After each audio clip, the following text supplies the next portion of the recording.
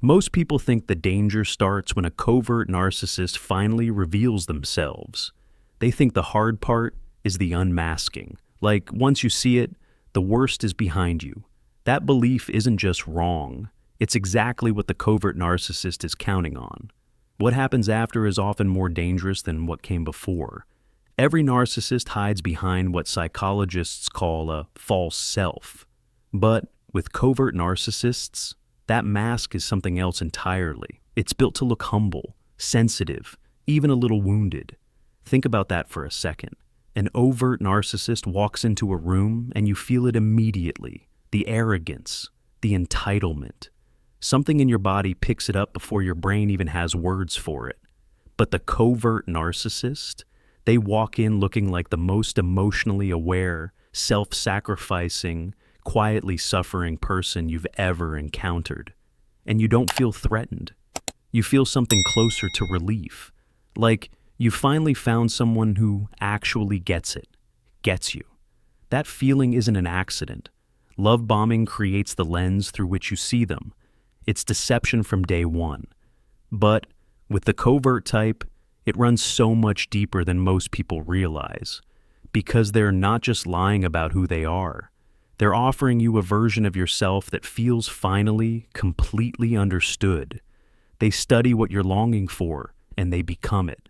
A mirror, a researcher, an architect of the most convincing performance you'll ever be audience to. Research out of the University of Arkansas found a strong correlation between narcissism and love-bombing behaviors, pointing to a need for control and self-protection that victims almost never see coming, but that's very much by design. You weren't naive, you were targeted. Here's why it works so thoroughly on people who are actually perceptive and emotionally aware. The parallel to cult tactics isn't a coincidence. Manipulative partners and cult leaders use the same playbook: isolation, dependency, intermittent reinforcement. The covert narcissist doesn't need a compound in the mountains. They just need to stay close to your nervous system long enough. The random warmth, the sudden coldness, the unpredictable returns to closeness. Your brain reads all of that as proof the connection is real. Because genuine love is sometimes uncertain, so manufactured uncertainty feels like authenticity. That's the trap, not stupidity. Neuroscience. The idealization stage is where that intense, fast connection forms. Most people describe it the same way when they look back: fast, overwhelming, like nothing they'd ever experienced before, like a door finally opening that they'd been standing outside of for years. And then, just as you fully step through that door, it shifts. The devaluation starts. But here's what most articles completely skip over. With a covert narcissist, it's not loud. It doesn't announce itself. You don't wake up one morning thinking, I'm being devalued. You wake up thinking you're not trying hard enough. You think, they seem distant. What did I do? You think something you said pushed them away. Then, almost without noticing, the warmth is just gone, replaced by a confusing coldness that makes you question everything. About yourself, not them. You don't question them. You question yourself. That's the signature. That's the tell. And this is the part that changes everything. Covert narcissism maps onto what researchers call vulnerable narcissism. Same self-centered, entitled core as the grandiose type, but expressed through shame, hypersensitivity, and withdrawal instead of swagger. The defining emotion underneath it all is shame, and the real danger is narcissistic rage, this mix of hurt and resentment and retaliation that surfaces when their ego gets wounded. Most people get this completely wrong. They see the covert narcissist's soft, gentle presentation and assume any rage underneath would be equally manageable, something you could reason with. No. The rage of a covert narcissist when they're exposed is specifically dangerous because of the mask they've spent years, sometimes decades, carefully building. Unlike the overt narcissist whose arrogance is obvious, the covert one wears the mask of the victim, the the quiet sufferer, the misunderstood sensitive soul, which makes their exposure so much more explosive than anyone expects. When you finally see them clearly, when the pattern locks in and you understand what's actually been happening, they sense it before you say a single word. They've been studying you. And the moment they register that you see them, something activates in them that has nothing to do with the soft, wounded person they showed you at the beginning. These are secretive, slippery people. And when they feel their carefully crafted public image is under threat, all bets are off. Their entire reputation is built on a foundation of lies and performance, so they'll protect it by any means necessary. Here's the specific thing you need to understand, because this is where advice like confront them or expose them becomes actively dangerous. They will fight you behind the scenes. They'll antagonize you in ways that push you to react, to defend yourself, to look like the aggressor. And then your reaction becomes the story, not their behavior, your response to it. This is called DARVO: deny, attack, reverse victim, and offender. They deny what happened, attack your character, and reframe themselves as the victim of your abuse. Dr. Jennifer Freyd at the University of Oregon identified this as a common response pattern in people confronted with their own harmful behavior, which is wild when you think about it, because it means the confrontation you've been rehearsing in your head, the one where you lay out all the evidence and they finally acknowledge what they did, that conversation almost never goes the way you imagine, because they're not in it to find truth. They're in it to survive it. And their survival depends on making you look unstable, abusive, or just plain unhinged. So if confrontation isn't the answer, what is? Silence.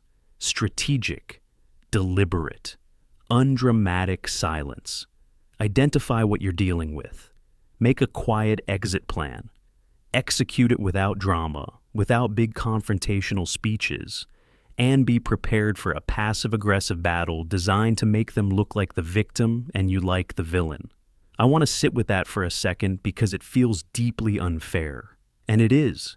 You invested real emotion, real time, real vulnerability into what felt like a real relationship. You deserve to be heard. You deserve acknowledgement.